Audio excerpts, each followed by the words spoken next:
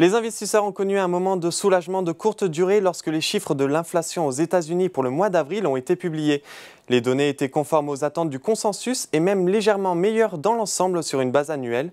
En effet, selon le département du travail, l'indice des prix à la consommation aux États-Unis s'est établi à 4,9% contre une anticipation de 5%.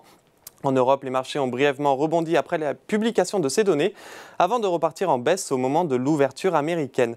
Bref, l'indice parisien termine la journée sur une baisse de 0,49% vers les 7 361 points, dans un volume d'échange de 3,1 milliards d'euros à la clôture. Du côté des valeurs, Crédit Agricole se hisse en haut du tableau avec une performance de 5,04%.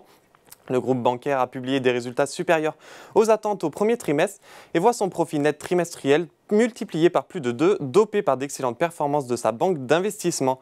Dans son sillage, Société Générale est bien orientée également. Le groupe publiera ce vendredi les résultats de son premier trimestre. On observe également une progression de Dassault Systèmes, ST Microélectronique et Renault. A l'inverse, Téléperformance poursuit sa chute et affiche la plus forte baisse de l'indice avec moins 2,55%.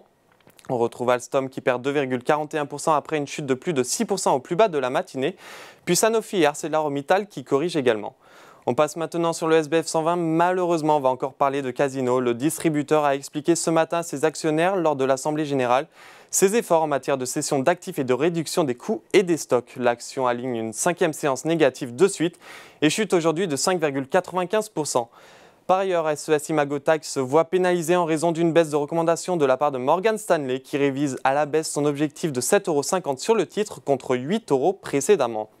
Enfin, on termine par les marchés américains.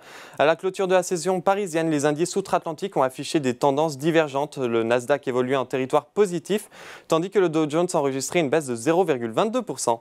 Voilà, c'est tout pour ce soir, mais n'oubliez pas, toute l'actualité économique et financière est sur Boursorama.